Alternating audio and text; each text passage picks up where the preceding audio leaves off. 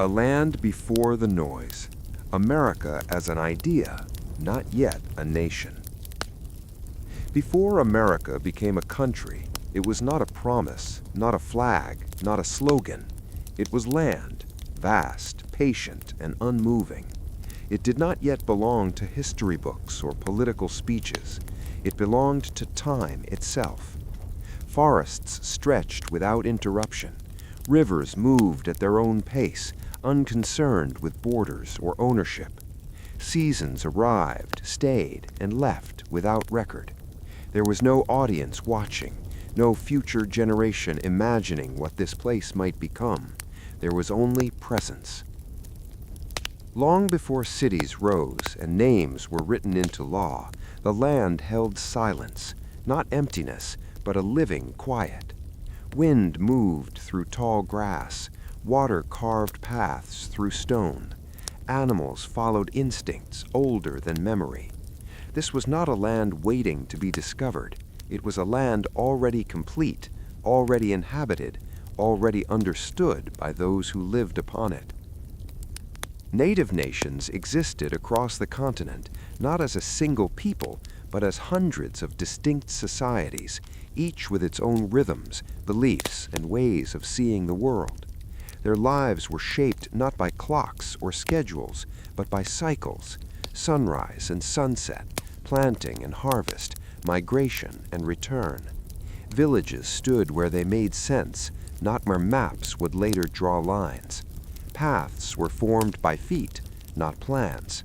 Authority came from experience, from elders, from shared survival rather than distant power. For generations beyond counting, life continued this way. Stories were spoken aloud, not written down. Knowledge moved through memory and repetition. The land was not owned in the modern sense. It was shared, respected, and negotiated with. The idea that one could permanently claim the earth beneath their feet would have seemed strange, even dangerous. The land was older than any person and would remain after they were gone. Then, slowly, quietly, almost without announcement, something new appeared. At first, it was distant, a sail on the horizon, a rumor carried through trade networks, a story told by one group to another, altered slightly each time.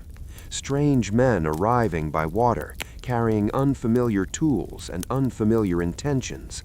They did not come all at once, and they did not immediately change everything. History at this stage did not move quickly. Early European settlers did not arrive to build a nation. They arrived to survive. Many were unprepared, disoriented, unsure of what they were stepping into.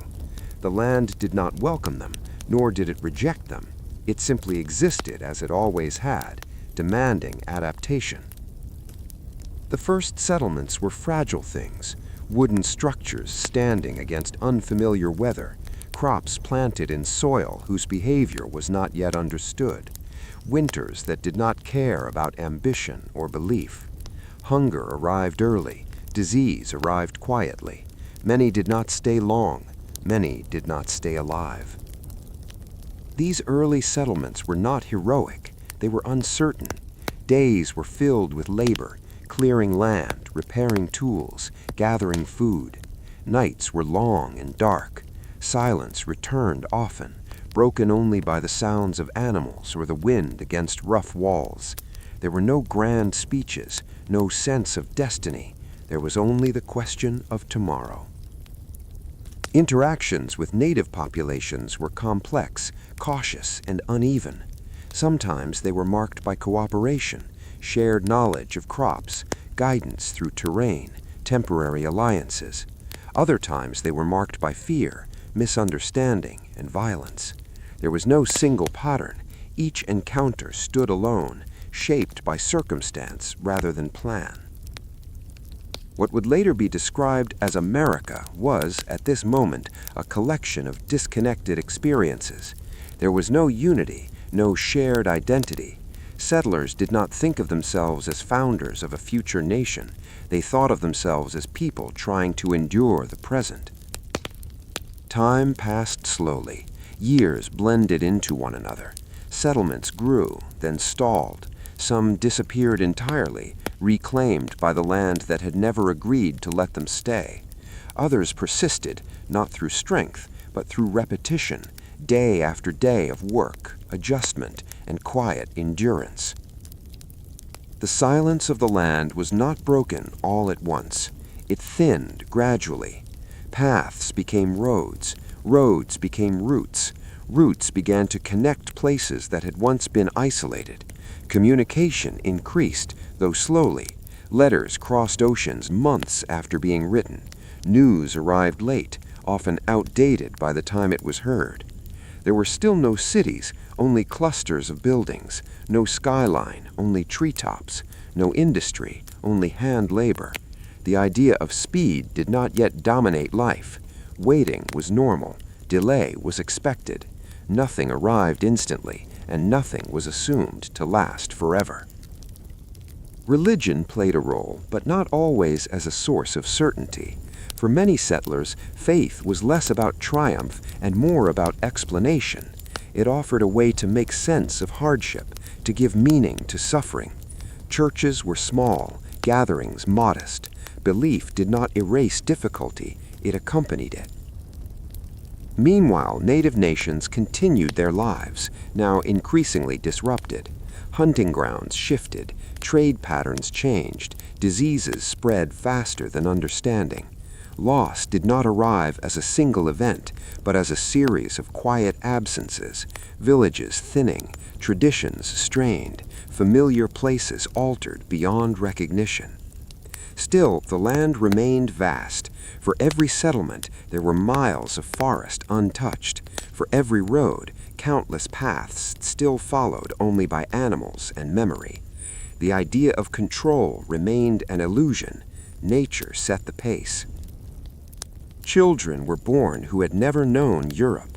Their understanding of the world was shaped entirely by this land, though they did not yet have a name for what that meant.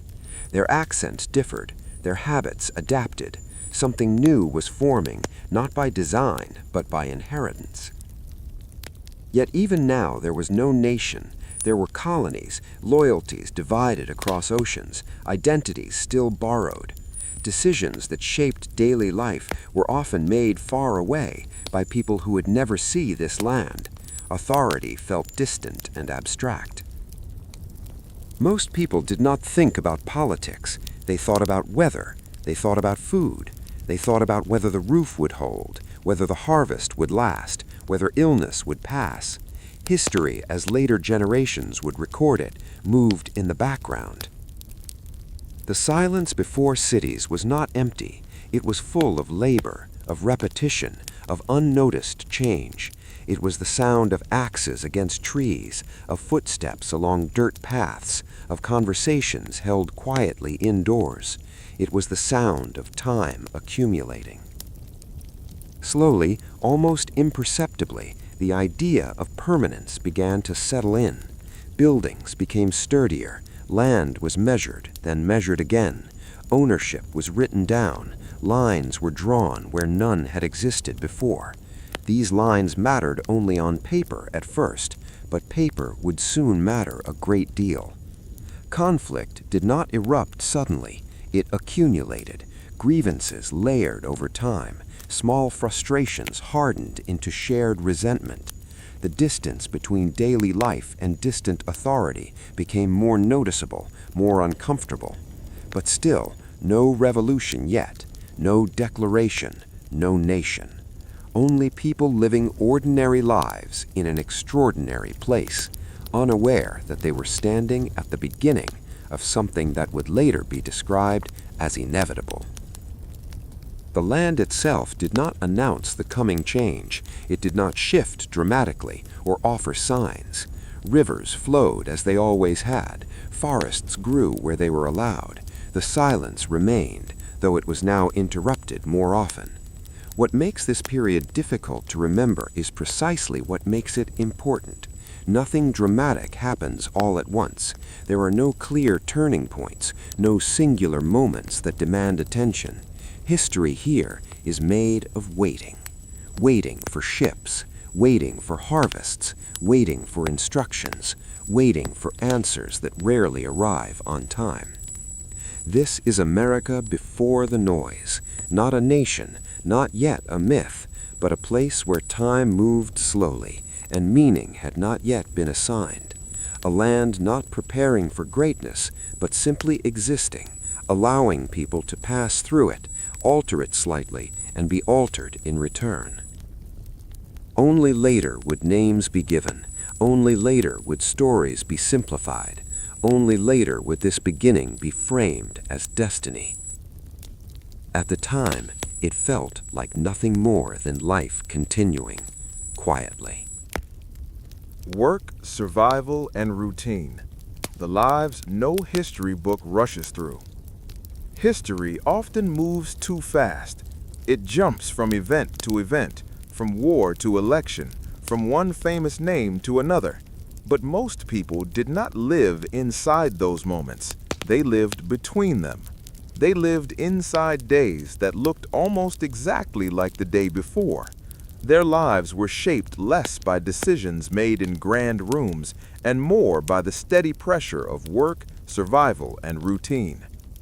In early America, long before industrial noise or modern schedules, life was defined by labor that never truly ended. There was no clear separation between work and rest, between public life and private life. Survival required constant attention. If something was not done today, it waited for no one tomorrow. For farmers, the day began before the sun fully rose. Light mattered. Time was measured not by clocks, but by the sky. Morning meant opportunity, and opportunity meant labor. Fields did not care about fatigue. Crops did not pause for illness. The land demanded effort, and it demanded it repeatedly. Plowing, planting, harvesting, these words sound simple when written down. In practice, they meant hours of physical strain, season after season. Hands hardened, backs bent. Weather dictated success or failure. A single storm could undo months of work. A dry season could turn planning into hunger. There was no certainty in farming, only preparation. Farmers learned to expect loss as part of the process. They stored what they could, repaired what they had, reused what was already worn. Waste was a luxury few could afford. Laborers in towns lived different lives, but not easier ones. Their work was often repetitive and visible, loading goods, building structures, maintaining roads, unloading ships. The tasks rarely changed, even as the years passed. Muscles remembered movements better than minds remembered dates. Payment was inconsistent. Employment came and went. Stability was fragile. Many worked not toward advancement, but simply toward continuation. The goal was not success, but endurance. Women's labor filled every space that history later overlooked. Their work did not end when fields were cleared or buildings were raised. It continued inside homes, behind doors, and across generations. Cooking, cleaning, sewing, preserving food, caring for children, tending animals. These tasks were constant and largely invisible. There were no weekends from domestic labor, no holidays from responsibility. Women's days were divided into small, repeating actions that never fully finished. When one task ended, another waited. For many women, especially in rural areas, isolation was as demanding as the work itself. Days passed without conversation beyond the household. Knowledge was shared through observation, not instruction. Mistakes carried consequences, but there was little space for reflection. Enslaved people lived under a different and harsher form of routine, one imposed by force rather than necessity. Their labor was extracted, regulated, and punished. Time did not belong to them. Movement did not belong to them. Even rest was controlled. Daily life for enslaved individuals was structured around commands rather than choices. Work began early and ended late. Tasks were assigned without regard for exhaustion or injury. Skill did not guarantee respect. Strength did not guarantee security. Yet even within this system, life continued in small, resistant ways. Families formed where allowed. Traditions survived through memory and whispered repetition. Songs carried meaning when speech was dangerous. Routine became both a tool of control and, paradoxically, a way to endure. Immigrants arrived with expectations shaped by stories rather than reality. Many believed work would lead quickly to stability. What they found instead was another form of repetition: long hours, unfamiliar customs, and constant adjustment. Language barriers slowed progress. Prejudice narrowed opportunity. Immigrant neighborhoods formed not out of choice, but out of necessity. Shared language offered relief. Familiar food offered comfort. Routine provided structure in a place that otherwise felt uncertain. Most immigrants did not rise quickly. Many never rose at all. Their success, when it came, was gradual and unremarkable. It looked like a slightly better job, a slightly safer home, a child who struggled a little less than they did. Children learned work early. There was little concept of childhood as a protected phase. Contribution mattered. Boys and girls were expected to help as soon as they were able. Education, when available, was often secondary to necessity. Schooling was irregular. Attendance depended on season, distance, and family need. Learning happened in fragments, interrupted by responsibility. For many, literacy came late or not at all. Knowledge was practical, learned through doing rather than reading. Routine shaped memory. When days repeat, they blend together. Years pass without distinction. People remembered seasons more than dates, harvests more than anniversaries. Life was measured in survival rather than milestones. Illness was common and poorly understood. Medical care was limited. Home remedies filled the gap between belief and science. Recovery was uncertain. Death was familiar. Families adapted not because they were strong, but because they had no alternative. Religion often provided structure rather than answers. Weekly gatherings marked time. Sermons reinforced endurance. Faith offered a way to accept hardship, not escape it. Churches were places of routine as much as belief. News traveled slowly and unevenly. Many people lived their entire lives without hearing about events that later defined history books. When news did arrive, it often felt distant, disconnected from daily concerns. Survival did not pause for politics. Work continued during conflict. Crops still needed tending. Goods still needed moving. Even war did not fully interrupt routine. For those far from battlefields, history arrived as rumor rather than reality. The rhythm of life rarely changed suddenly. Adjustments came gradually. Tools improved slightly. Methods evolved slowly. Progress, when it happened, was incremental. There were no dramatic transformations in daily experience, only small shifts over time. This slowness is what makes these lives easy to overlook.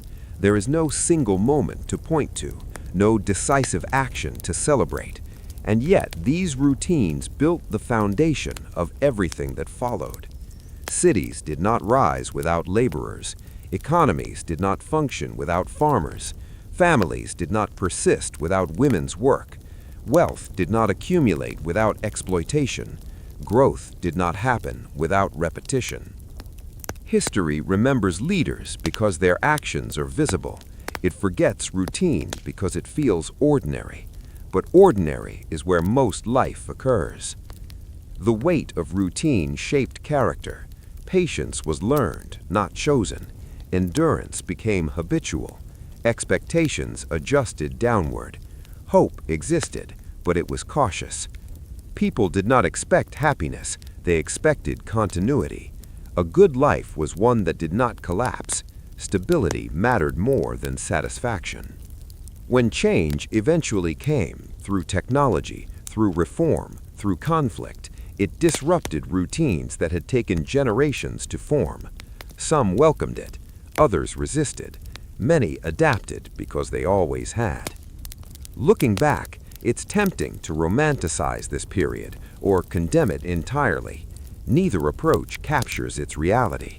Life was not noble, nor was it meaningless. It was simply lived. Work, survival, and routine did not create legends. They created continuity. They carried society forward quietly, without asking to be remembered. These lives rarely appear in portraits or monuments. Their names fade quickly, but their labor remains embedded in the structures, systems, and habits that followed. America was not built only by moments of courage or vision. It was built by people who woke up, did what needed to be done, and went to sleep, day after day, for years that blended together. This is the history that doesn't rush, the history that waits, the history that survives, not through recognition, but through repetition. And without it, nothing else would have lasted. Power written on paper, laws, deeds, and decisions made indoors. Power is often imagined as loud. It appears in speeches, marches, and moments of visible conflict. But much of the power that shaped early America did not announce itself. It sat quietly at tables. It waited in drawers. It moved slowly through ink, seals, and signatures. While fields were worked and goods were carried, another kind of labor unfolded indoors, measured, deliberate, and often invisible. Before America understood itself as a nation, it learned how to record. Words became tools, paper became authority. What was written began to matter as much as what was done. The earliest documents were practical rather than philosophical. Deeds marked land, contracts outlined labor, permits granted permission. These papers did not inspire loyalty or passion. They organized life. They told people where they could live, what they could claim, and what they owed. Land, once understood through memory and shared use, became something to be described in lines and measurements. Boundaries were drawn not because the land demanded them, but because administration did. Acres replaced landscapes. Ownership replaced presence. This shift happened slowly, almost casually. At first, paper was simply a record of what already existed. Over time, it became the thing that defined reality. If something was written down, it was considered real. If it was not, it was increasingly ignored. Offices appeared where decisions could be stored, small rooms with desks, shelves, and locked cabinets. Clerks copied documents by hand, their work repetitive and quiet. They were not powerful figures, but they carried power through consistency. Accuracy mattered. Errors lasted. Bureaucracy did not arrive fully formed. It accumulated. One form led to another. One regulation required clarification, which required another regulation. Layers built upon layers. The system did not expand quickly, but it expanded steadily. Most people encountered this power indirectly. They heard about a new requirement from a neighbor. They were told they needed a document to prove something that had once been obvious. Confusion was common. Resistance was muted. Adaptation was necessary. Courthouses became central spaces, not because they were impressive, but because they were final. Decisions made inside them could not easily be undone. Disputes over land, debt, and inheritance were resolved not through force, but through paperwork and interpretation. Judges were expected to be neutral, though neutrality itself was shaped by custom and class. Laws were written in language that favored those who understood it. Literacy mattered. Access mattered. Time mattered. For those who could afford lawyers, the system felt navigable. For those who could not, it felt distant and opaque. Justice moved at a pace that rewarded patience and resources. Constitutions did not emerge from sudden inspiration. They were drafted slowly, debated line by line. Words were chosen carefully because words endured. What was written would outlast the people who wrote it. These documents did not immediately change daily life. Farmers still worked fields, laborers still carried goods, women still managed households. Enslaved people remained bound. The paper did not free or restrain on its own. It waited. Yet, over time, the weight of written law increased. Decisions that had once been local became standardized. Practices that varied by region were replaced with uniform rules. Consistency replaced flexibility. Power became less personal and more procedural. Authority no longer depended solely on presence or reputation. It depended on compliance with systems that existed beyond any single individual. Land claims illustrate this shift clearly. Two people could stand on the same ground and see different realities. One saw use, memory, and labor. The other saw a description recorded elsewhere. When conflict arose, the paper usually won. This process quietly displaced many. Indigenous claims, rooted in history rather than documentation, were gradually invalidated. Their understanding of land did not translate into the language of deeds and titles. Absence from the paper record became absence from recognition. Slavery, too, was reinforced by paperwork, bills of sale, ownership records, legal definitions. Enslaved people were reduced to entries in ledgers, their humanity translated into monetary value. The system depended on documentation to sustain itself. Bureaucracy does not require cruelty to function, but it can accommodate it easily. It separates decision from consequence. A clerk records a transaction without seeing its impact. An official enforces a rule without witnessing its effects. Inside offices, time moved differently. Days were marked by tasks rather than seasons. Work ended when the candle burned low or the office closed. Progress was measured in completed documents, not visible change. Meetings were held, minutes were taken, committees formed. Disagreements were recorded politely. The tone of governance was restrained even when the outcomes were significant. Most citizens never entered these rooms. They felt the results without seeing the process. Taxes increased, boundaries shifted, requirements multiplied. The cause was often unclear, but the effect was immediate. As colonies grew, so did the complexity of administration. More people required more records required more oversight. Systems expanded not because they were planned, but because they were necessary to manage growth. This expansion created distance. Decisions affecting many were made by few. Physical separation reinforced authority. The further one was from the office, the harder it was to influence what happened inside. Paper also created memory. What was written could be referenced later. Precedent mattered. Past decisions shaped future ones. History became something to consult rather than recall. These institutional memory favored stability over change. Once a process existed, altering it required effort. Inertia became a form of power. Continuity was easier than reform. When disputes arose between colonies and distant authorities, the conflict often centered on documents, charters, regulations, interpretations of agreements signed years earlier. Arguments unfolded not in battlefields at first, but in correspondence. Letters crossed oceans slowly. Responses arrived months later. Misunderstandings accumulated. Frustration grew not from violence, but from delay. People who lived under these systems did not always resent them. Many appreciated order. Predictability offered security. Rules, even imperfect ones, felt safer than uncertainty. Others felt constrained. The gap between lived experience and written regulation widened. Local realities did not always fit standardized expectations.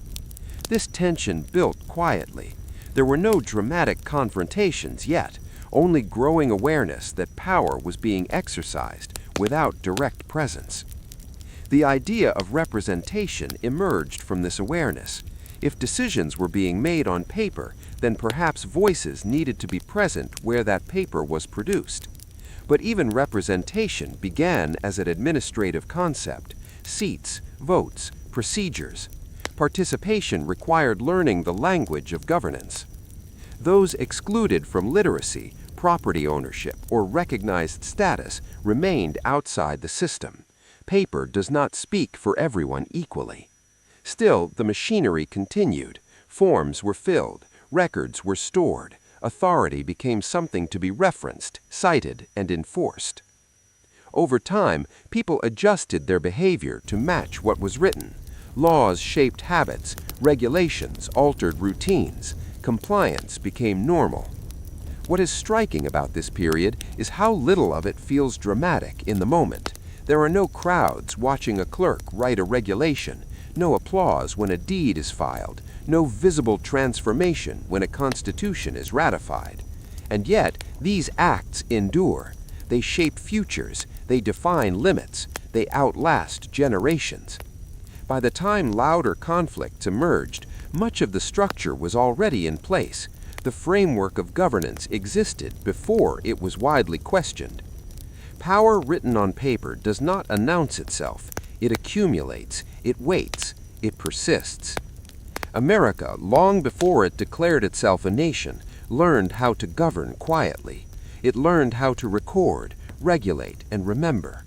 These lessons did not inspire myths, but they built foundations. The nation that would later argue, fight, and proclaim its ideals was first shaped by ink drying slowly on paper, in rooms where voices were low and decisions felt ordinary. History remembers the declarations, it rarely pauses to examine the filing cabinets. But it is there, in those cabinets, that much of the nation first took shape. Wars that ended but never really left. Wars are remembered by their beginnings and endings. Dates are written down, treaties are signed, cannons fall silent, history books move on. But for the people who lived through them, wars did not end cleanly. They did not disappear when uniforms were folded or weapons were stored away. They remained, not as events, but as conditions, embedded in memory, routine, and consequence. When soldiers returned home, they did not return to the same lives they had left behind. Time had moved without them. Fields had been worked by others. Families had learned to function in their absence. Communities had adjusted to loss. The return was not a restoration, but a re-entry into something altered. There were no ceremonies for this transition, no instructions for how to become ordinary again. Men who had lived by orders now faced decisions without guidance. Days that had once been structured by urgency became long and undefined. Many returned with injuries that did not heal easily. Some were visible, missing limbs, damaged bodies, permanent pain. Others were quieter. Restlessness, sudden anger, silence where speech used to be. These were not yet understood as trauma. They were described as weakness, temperament, or simply fate. Families adapted without language for what they were witnessing. Wives noticed changes but lacked explanation. Children sensed distance without knowing its source. Communities expected gratitude and resilience. There was little room for complexity. Economically, the end of war did not bring immediate stability. Demands shifted. Industries slowed or reoriented. Jobs disappeared or changed. The skills learned during war did not always translate into peacetime labor. Some veterans returned to farms that no longer supported them. Others found towns transformed by inflation, debt, or competition. The promise of opportunity often arrived later than expected, if it arrived at all. Governments spoke of rebuilding, but rebuilding was uneven. Resources flowed toward visible infrastructure, roads, buildings, institutions. Less attention was given to individual lives trying to regain balance. For those who had never left home, war still left its mark. Women who had taken on new responsibilities were expected to relinquish them. Labor patterns shifted again. Independence gained during necessity was quietly reversed. Communities mourned collectively at first. Names were read aloud. Memorials were erected. Over time, grief became private. Absence turned into memory. Memory faded into routine. The economy adjusted slowly. Wartime production declined. Markets corrected unevenly. Some benefited from post-war expansion. Others were left behind. Inequality widened quietly, without announcement. Debt lingered. Governments carried financial burdens that shaped future decisions. Taxes remained. Spending priorities changed. The cost of war extended far beyond the battlefield.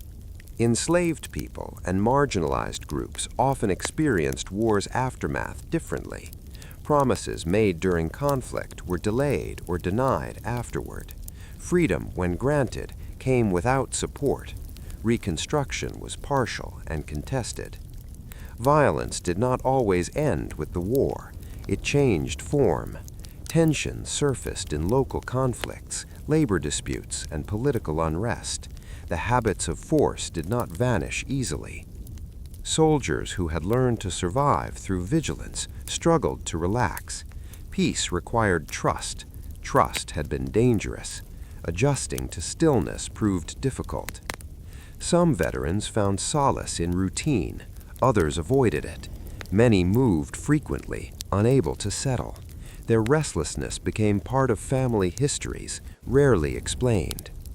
Medical understanding lagged behind experience. There were no diagnoses for invisible wounds. Treatment focused on the body, not the mind. Those who could not adapt were often isolated. Alcohol became a coping mechanism for some, silence for others. Communities judged without understanding. Expectations remained high. Rebuilding towns required cooperation.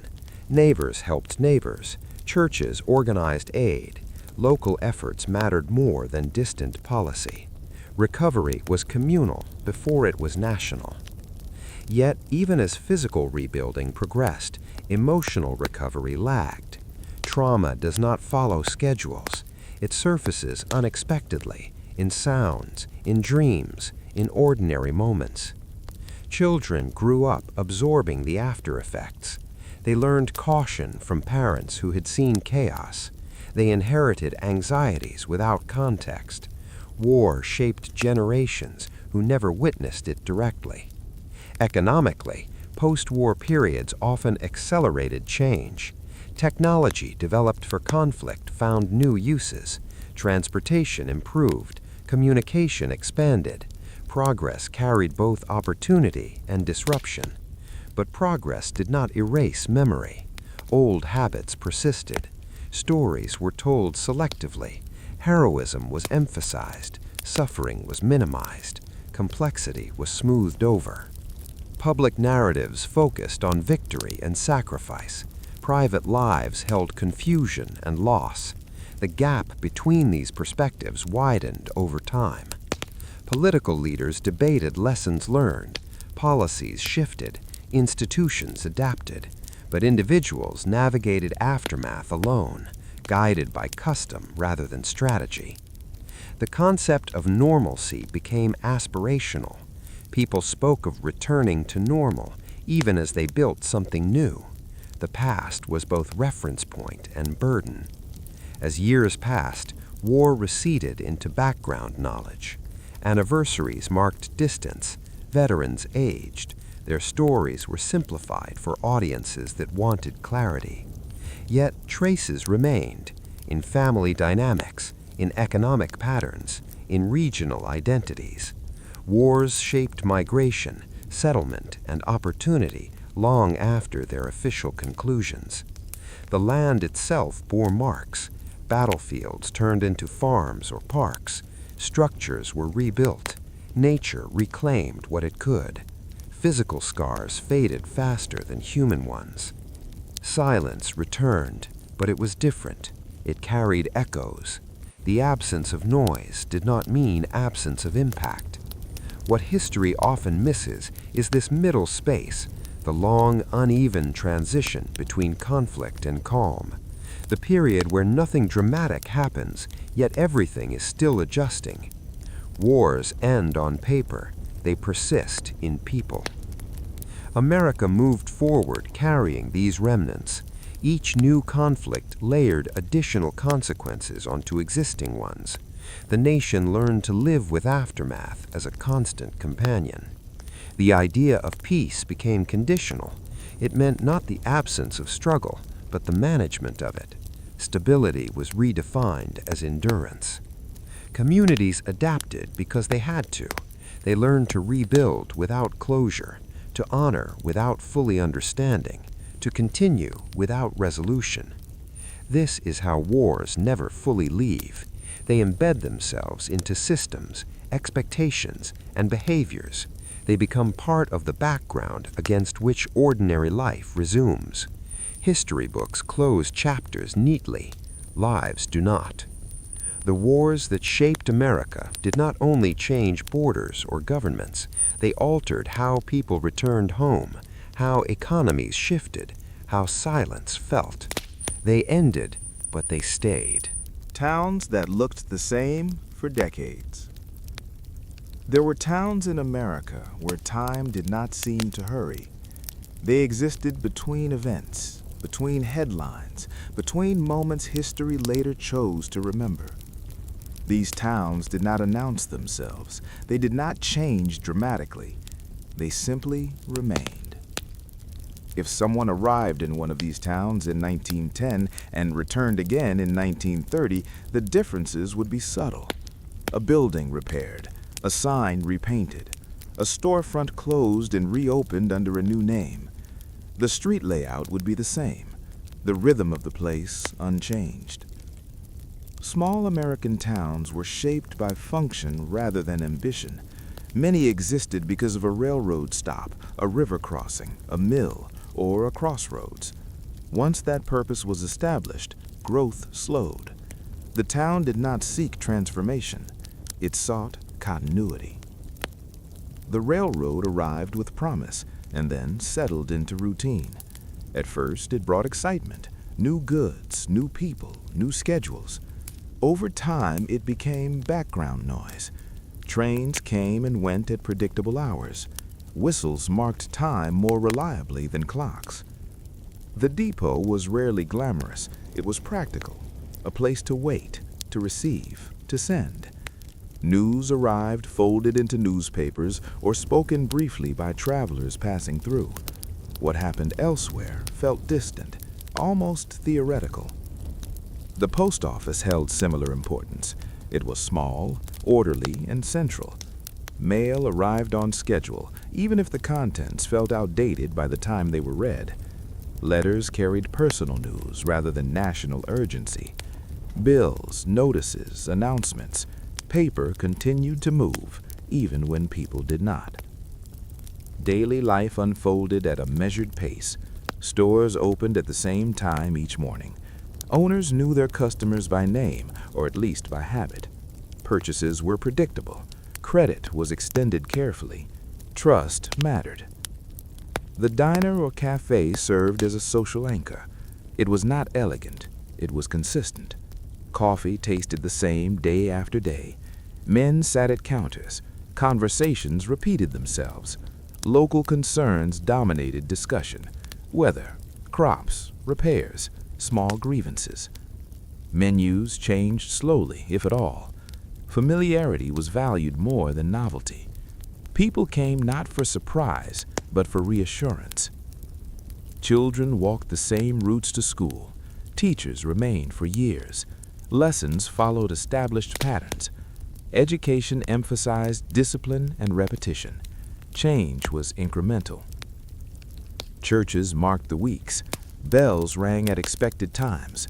Sermons reinforced stability and endurance. Congregations aged together. New faces were noticed. Absences were remembered. Houses aged quietly. Paint peeled and was reapplied. Porches sagged slightly and were repaired. Families moved in and out, but the structures remained. Architecture reflected necessity rather than style. Employment was local and limited. People worked where their parents had worked or where opportunity happened to exist. Ambition was often constrained by geography. Leaving town was an option, but not an easy one. Those who stayed did not necessarily lack imagination. They lacked incentive to disrupt what functioned. Stability offered safety. Predictability reduced risk. Women organized life within these towns. They managed households, coordinated community events, maintained social ties. Their labor held routines together. Change often passed through them first, quietly. Men gathered in predictable spaces: shops, fields, factories, rail yards. Work structured identity. When work disappeared, identity struggled to adjust. Economic shifts arrived slowly. When industries declined, towns did not collapse overnight. They thinned. Young people left. Businesses closed gradually. The pace of decline matched the pace of growth, unhurried.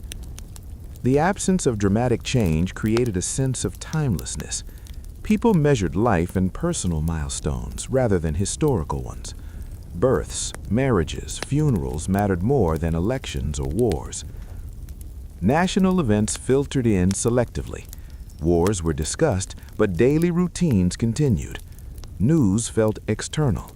Impact arrived indirectly through shortages, price changes, or absent neighbors. Memory accumulated in places. A corner store remembered previous owners.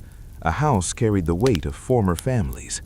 The town itself functioned as an archive, even without documentation. This stillness could feel comforting or confining, depending on perspective. For some, the town offered belonging. For others, it represented stagnation. Both experiences existed simultaneously. Time passed in layers rather than leaps. Decades overlapped. Change was absorbed rather than celebrated. The town adapted by adjusting details, not structures. Roads were repaved, utilities improved, electricity arrived, telephones followed. Each advancement altered life slightly, but not enough to disrupt the overall rhythm. The soundscape remained familiar. Trains, church bells, footsteps on sidewalks, doors opening and closing, silence between events. People aged visibly. Children grew into adults who assumed familiar roles. Generations replaced one another without altering the pattern. Continuity felt natural. Outsiders noticed the sameness more than residents did. Locals experienced time as progression, not repetition. Memory filled gaps that appearance could not show.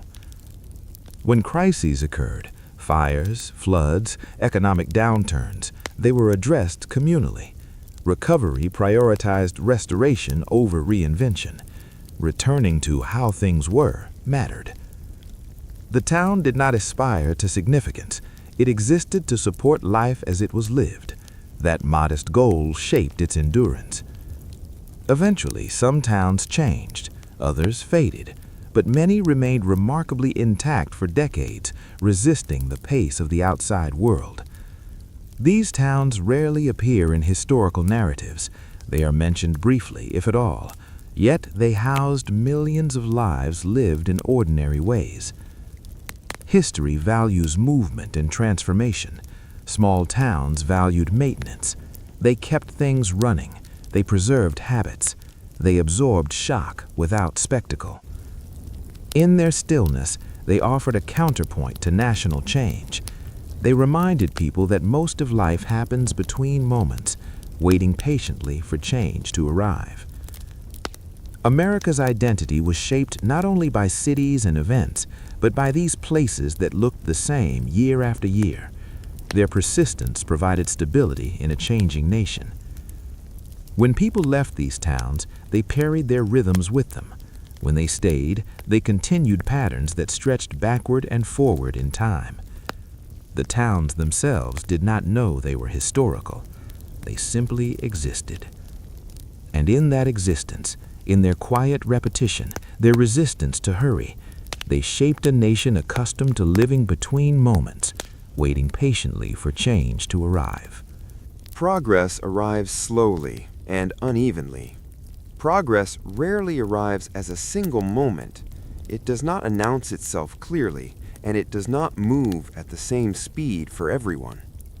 In America, progress came in fragments, one street lit before another, one factory built while another closed, one family advancing while another fell behind.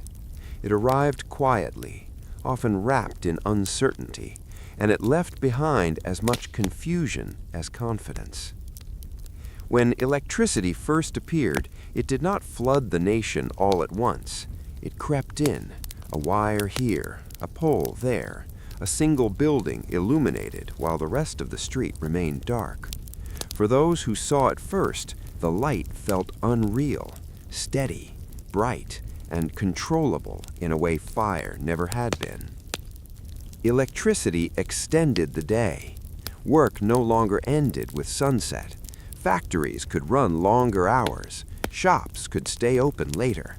Homes could be active after dark. Time itself felt altered. But access was uneven. Cities were wired first. Rural areas waited years, sometimes decades. Farmers continued to rely on oil lamps and daylight long after urban streets glowed. The promise of modern life arrived as rumor before it arrived as reality. Factories expanded alongside this new power. Machines multiplied. Production increased. Efficiency became a goal rather than a byproduct. The pace of work quickened, but control often shifted away from the worker. For some, factories meant opportunity, steady wages, regular schedules, a chance to escape agricultural uncertainty. For others, they meant danger, repetition, and loss of autonomy. Machines dictated rhythm, human movement adjusted accordingly. The factory floor was loud, crowded, and relentless. Tasks were divided into small, repeatable motions. Skill mattered less than endurance. Individual contribution disappeared into output. Owners spoke of progress in terms of growth and innovation. Workers experienced it as fatigue and risk. Injuries were common. Safety lagged behind productivity. Technology promised convenience, but it also demanded adaptation. Tools changed, methods shifted.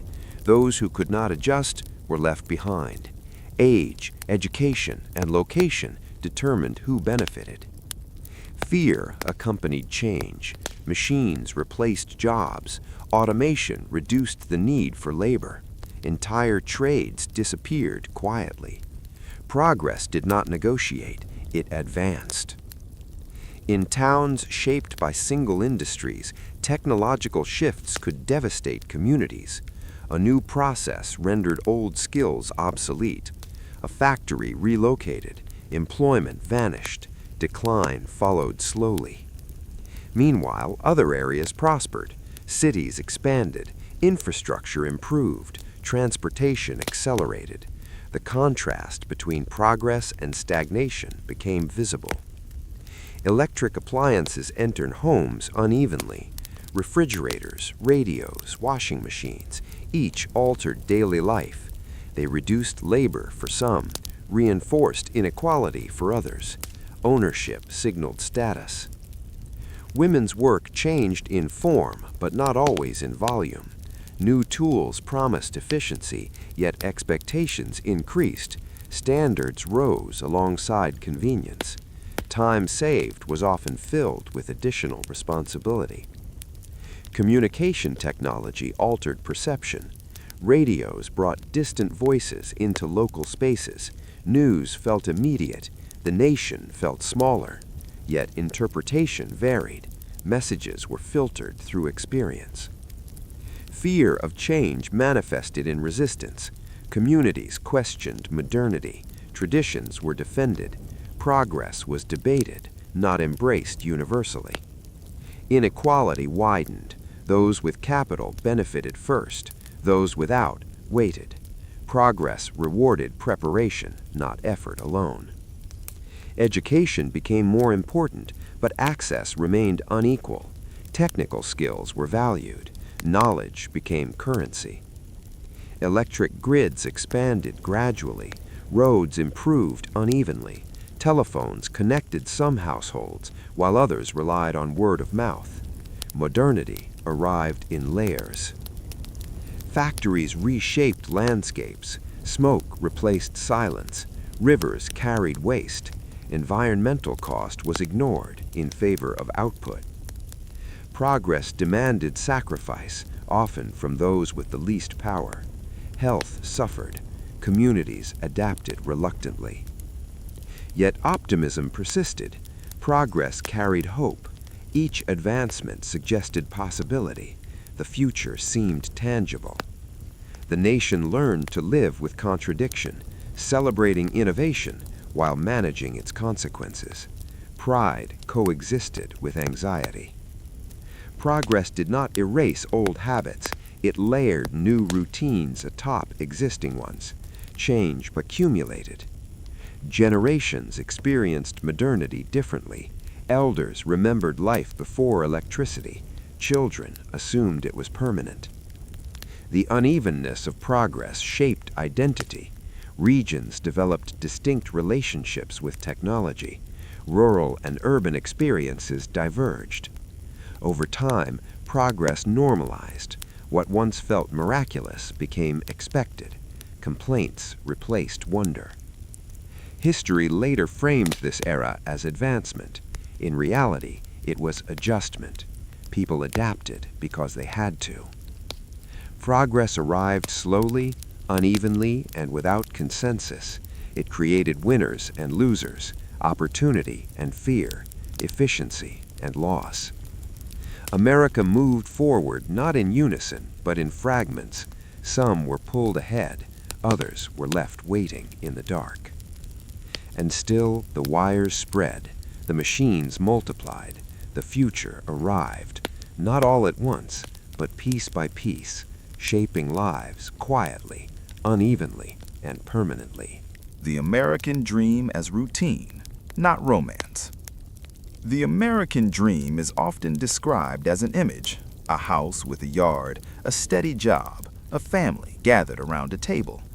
It appears complete, confident, and attainable, but for most people who lived inside it, the dream was not an image at all.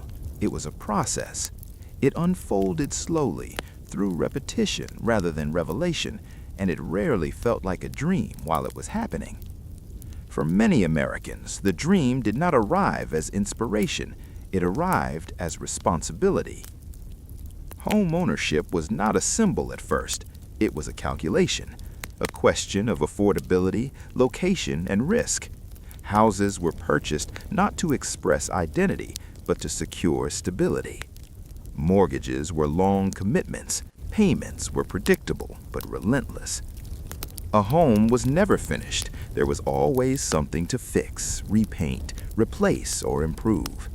Maintenance filled weekends. Repairs replaced leisure. Pride came quietly, if at all. The house represented arrival only in hindsight. At the time, it represented obligation. Jobs followed a similar pattern. Work was not expected to be fulfilling. It was expected to be reliable. A good job was one that lasted, one that paid on time, one that allowed planning. Satisfaction was secondary. Many worked in positions they did not choose, in industries they did not admire. They stayed because change felt risky. Advancement came slowly, if it came at all. Routine governed workdays. Commutes repeated themselves. Tasks rarely changed. Performance was measured by consistency rather than creativity. People learned to endure boredom. They learned to value predictability. Stability became its own reward. Family life was central to the dream, but it carried its own weight. Marriage was assumed. Children followed. Roles were defined clearly, though not always comfortably. Men were expected to provide. Failure carried shame. Women were expected to manage homes, raise children, and maintain social order. Their labor was constant and largely unpaid. The rhythm of family life was structured by obligation. Meals were prepared daily. Laundry accumulated endlessly. Caregiving did not pause. Children grew up within these routines, absorbing expectations without questioning them. They learned what adulthood looked like by watching repetition. The dream promised security, but it required sacrifice. Personal ambitions were postponed, hobbies were minimized, individual desires were reshaped to fit collective needs. Financial anxiety lingered even in stable households. Emergencies disrupted balance. Medical bills, repairs, education costs, each introduced uncertainty. Savings accumulated slowly. Debt persisted quietly. Prosperity was fragile. The gap between expectation and reality widened subtly. Advertisements promoted ease and happiness. Real life delivered effort and compromise. People rarely spoke openly about dissatisfaction. Gratitude was expected. Complaints felt ungrateful. Silence became a coping mechanism. Routine provided structure when fulfillment did not. Neighborhoods reflected these patterns. Lawns were maintained. Fences were repaired. Appearances mattered. Order signaled success. Social comparison reinforced conformity. Deviations were noticed. Stability was admired. The dream discouraged risk. Staying the course felt safer than change. Predictability was valued over possibility. Yet beneath the surface, quiet struggles persisted. Marriages endured tension. Jobs eroded health. Expectations constrained growth. Mental exhaustion accumulated without language to describe it. Emotional labor went unnamed. Time passed quickly within routine. Years blended together. Milestones marked progression, but daily life felt unchanged. People aged into roles rather than choosing them. Identity followed responsibility. Retirement, when it came, felt distant and uncertain. The dream extended forward endlessly, always requiring patience. For some, the dream worked. Stability arrived. Comfort followed. For others, it remained partially fulfilled. The structure existed, but satisfaction did not. Inequality shaped access to the dream. Race, gender, and class determined possibility. Inclusion was uneven. Home ownership excluded many. Employment stability favored some. The dream was not universal, though it was widely promoted. Still, belief persisted. The dream functioned as reassurance. Even when imperfect, it offered direction. People measured success by adherence rather than outcome. Following the script mattered. The dream became routine because routine made it manageable. Romance would have been unsustainable. Looking back, nostalgia softened edges. Hardship faded. Memory emphasized milestones rather than monotony. History later celebrated the dream as aspiration. Those who lived it remembered it as work. The American dream did not fail because it lacked beauty. It endured because it demanded persistence. It was built quietly through repeated effort, compromise, and endurance. It was not a destination, but a condition. And for most Americans, it was never about achieving happiness. It was about maintaining stability, one ordinary day at a time. Voices that were always there, but rarely heard. History often speaks loudly, but it listens poorly. It records speeches, victories, and decisions made by those already positioned to be heard. Beneath that volume, however, are quieter voices, persistent, steady, and overlooked. These voices did not disappear. They were present every day, shaping lives and outcomes in ways that rarely made it into official accounts. Minorities, women, workers, and rural communities did not wait for recognition to exist. They lived, labored, adapted, and endured. Their experiences unfolded without applause, without documentation, and often without acknowledgement. History moved through them, not around them. For many marginalized groups, survival itself required restraint. Speaking too loudly invited consequence. Drawing attention carried risk. Silence became a strategy rather than an absence. Women's voices were present in every household, workplace, and community, yet rarely recognized as authoritative.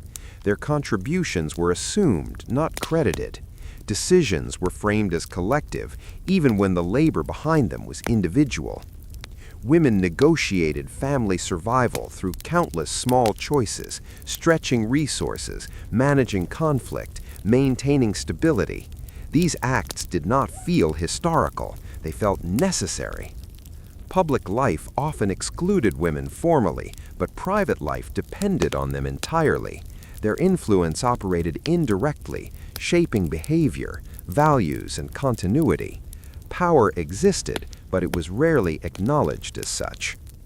Minority communities lived under systems that limited visibility. Laws, customs, and economic structures constrained movement and expression. Participation in public discourse was restricted by design. Yet culture persisted, traditions adapted, identity survived through memory, practice, and quiet transmission. Songs, rituals, and language carried meaning beyond official recognition. Workers' voices were often absorbed into collective labels rather than individual stories. Labor was measured in output, not experience. Fatigue, injury, and frustration rarely entered records.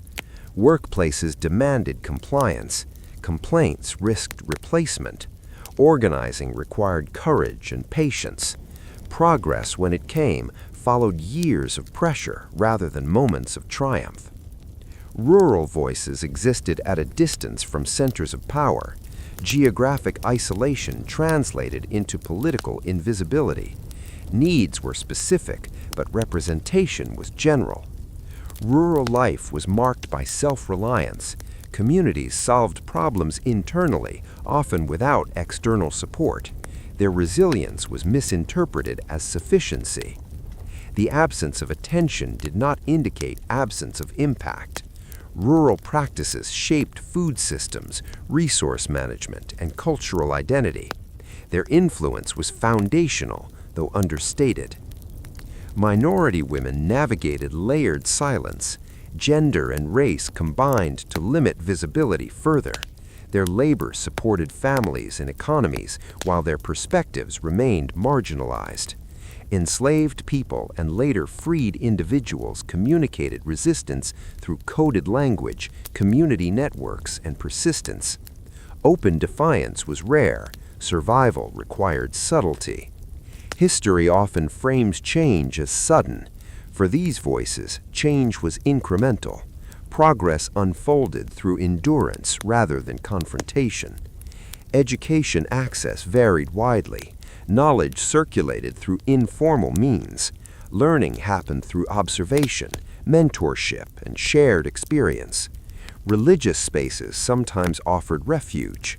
Faith communities amplified voices that found no space elsewhere. Sermons, songs, and gatherings carried social meaning. Migration altered voices without amplifying them. People moved in search of opportunity, not recognition. Their stories blended into new environments, often unnoticed. Language barriers muted immigrant voices. Accents marked difference. Understanding required patience that systems did not offer. Children absorbed silence early. They learned when to speak and when not to. These lessons shaped generations. Political movements occasionally drew attention to marginalized voices, but attention was uneven. Inclusion was partial. Representation remained limited. History later summarized these efforts under broad categories, obscuring individual experience. Complexity was simplified. Whispers carried through time more quietly than declarations. They required listening, not recording. Daily life provided limited opportunities for expression. Work consumed energy. Survival required focus. Reflection came second. Even joy was restrained. Celebration was private. Pride was cautious. Visibility invited scrutiny. Despite these constraints, influence persisted, values transmitted, norms shifted slowly, expectations evolved. Change rarely announced itself as a result of these voices. It emerged as adjustment. Policies shifted, practices altered, language evolved. Recognition, when it came, arrived late, often after the voices themselves had faded. What history misses is not the presence of these voices, but its refusal to listen. Silence was not emptiness, it was crowded. America was shaped by these whispers. Its culture, labor systems, and social fabric absorbed their influence continuously. To understand the past fully requires attention to what was not said publicly, not recorded formally, not celebrated openly.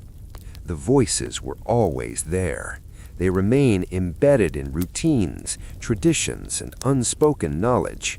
History unfolds not only through loud moments, but through quiet persistence, through people who spoke when they could and endured when they could not.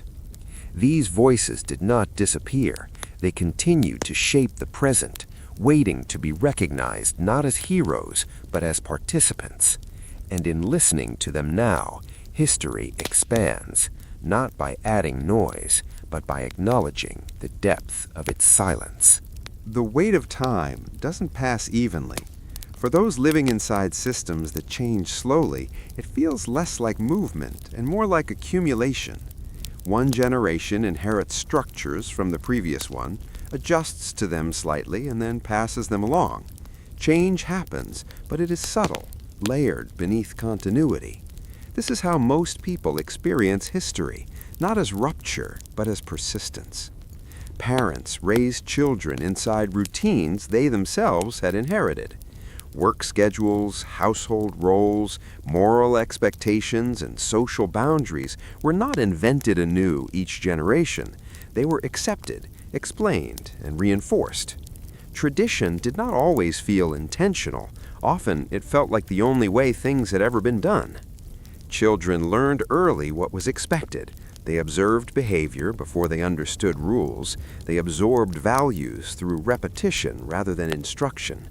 What mattered was not always spoken aloud. It was demonstrated daily. Homes functioned as the first institutions. Inside them, time moved predictably. Meals followed patterns, chores repeated, stories were told again and again. Family history blended with broader cultural norms. Parents rarely questioned the systems they had grown up within. They focused instead on navigating them successfully. Survival required compliance more than critique. Advice to children emphasized practicality, how to manage, how to endure, how not to stand out too much. Education reinforced continuity. Schools taught standardized knowledge, but they also taught discipline and order. Students learned to follow schedules, respect authority, and measure success by adherence. These lessons prepared them to enter existing systems rather than challenge them. Workplaces continued the process. Jobs were not designed to be transformative, they were designed to function. Employees learned procedures, hierarchies, and expectations. Advancement depended on patience and conformity. For many families, employment followed patterns across generations. Skills were passed down informally. Opportunities were limited by geography, class, and access. Children often entered similar trades not because of passion, but because of familiarity. Cultural traditions reinforced stability. Holidays were celebrated the same way each year. Religious practices followed established forms.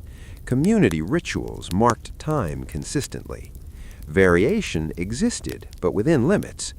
These traditions provided comfort. They created a sense of belonging. They anchored identity. At the same time, they constrained possibility. Deviating from tradition carried social cost. Change did occur, but it was negotiated slowly.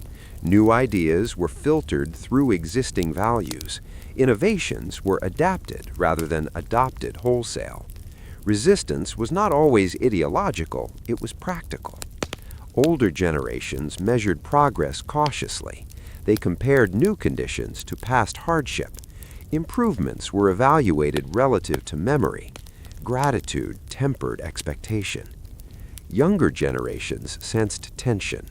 They lived inside systems built for different conditions. Opportunities expanded unevenly. Aspirations adjusted. Conflict between generations was often subtle. It appeared in disagreements over education, work, and lifestyle. These conflicts rarely erupted publicly. They were managed within families. Economic systems amplified continuity. Wealth, when present, transferred across generations. Poverty did as well. Mobility existed, but it was constrained. Starting points mattered. Housing patterns reflected this inheritance. Neighborhoods remained consistent. Families lived near relatives. Social networks overlapped across generations. Race, gender, and class shaped how time was experienced. Marginalized groups faced systems designed without their input. Progress for them required additional endurance. Legal systems reinforced continuity. Laws changed slowly. Rights expanded incrementally. Institutional inertia favored existing arrangements. Language evolved gradually. Terminology shifted, meanings adjusted. Communication reflected change without fully abandoning tradition. Technology introduced variation, but adoption was uneven. Older generations approached it cautiously. Younger generations integrated it more readily. The system adjusted in response. Memory played a critical role. Stories of hardship justified endurance. Narratives of progress encouraged patience. History was used to explain the present. Most people did not view themselves as historical actors. They saw themselves as participants in a continuum. Their goal was not transformation, but stability for those who followed. The weight of time shaped expectations. Sudden change felt disruptive. Gradual change felt acceptable. Systems persisted because they were familiar. Even when systems failed, they were rarely dismantled entirely. They were repaired, modified, or endured. Replacement required imagination and risk. Cultural evolution happened through accumulation. Small shifts added up over decades. Norms adjusted quietly. Values softened or hardened. Generations overlapped, carrying different interpretations of the same system. Understanding required negotiation. Misunderstanding was common. The passage of time blurred origins. Practices continued even when their original purpose was forgotten. Tradition persisted without explanation. This continuity created resilience. It also preserved inequality. Systems protected those they served well and constrained those they did not. History often highlights moments of change. It overlooks the long periods of maintenance in between. These periods shaped daily life more consistently. The weight of time is not dramatic. It presses gently but constantly. It influences choices, limits imagination, and defines possibility. America was shaped by this slow inheritance.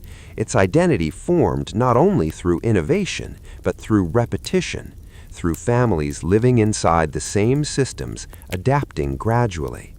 Understanding this weight explains why change feels difficult.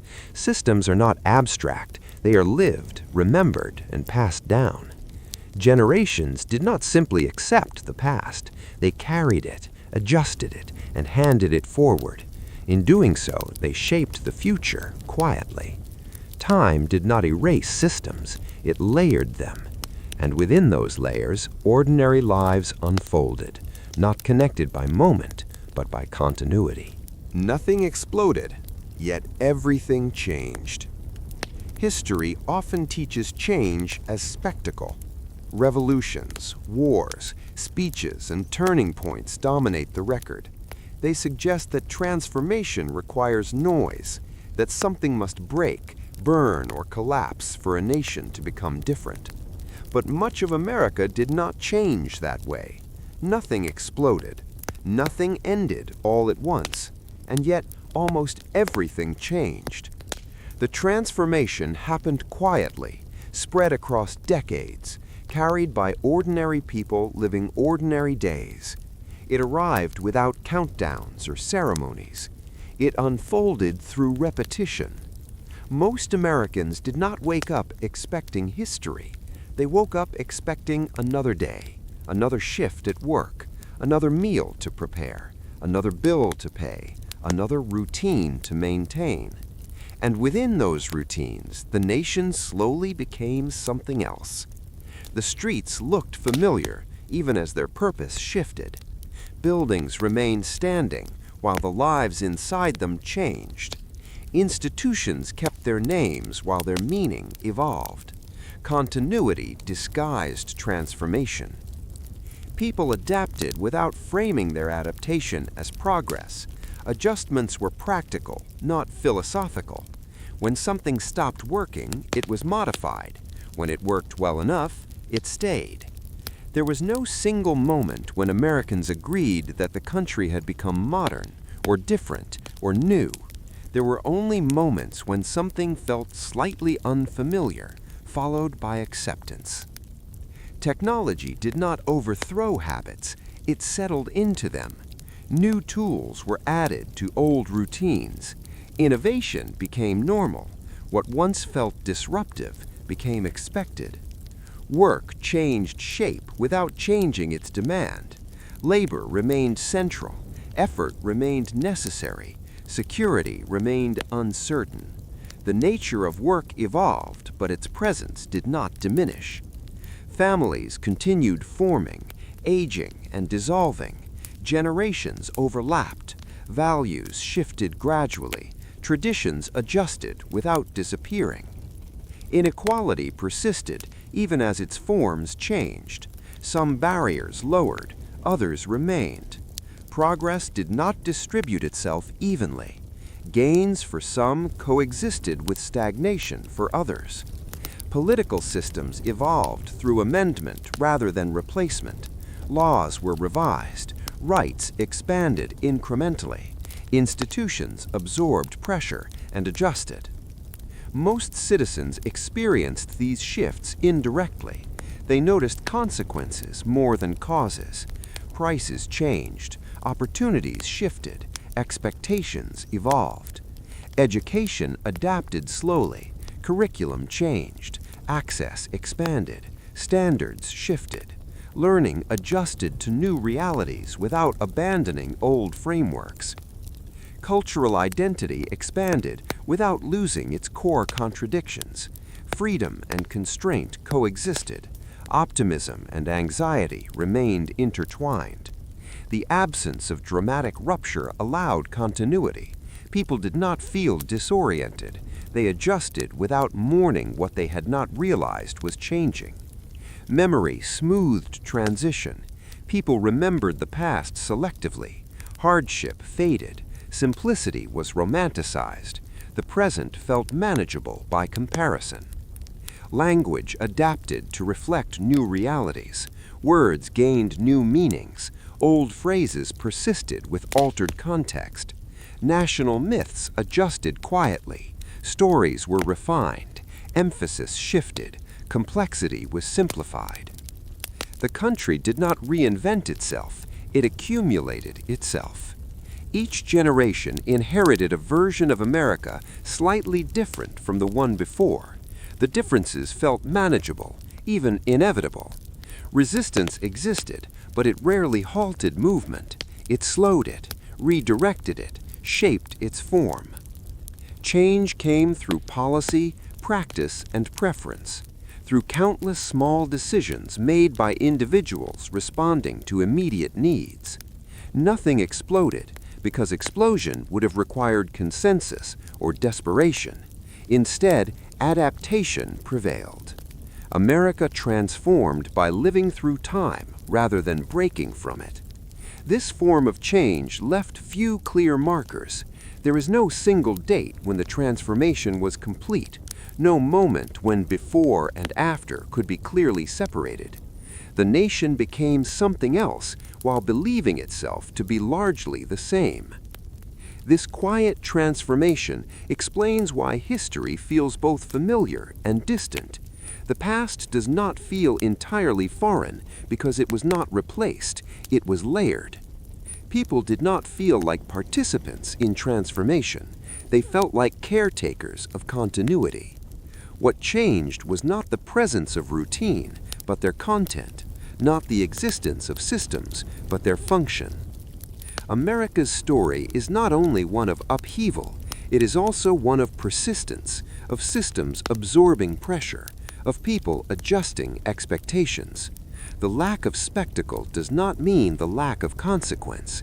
Quiet change shapes lives just as powerfully.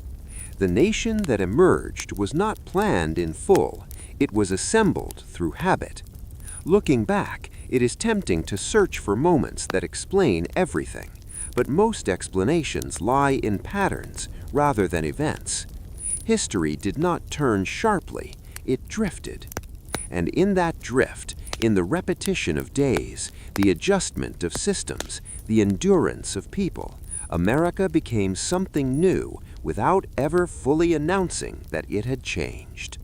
Nothing exploded, yet everything changed.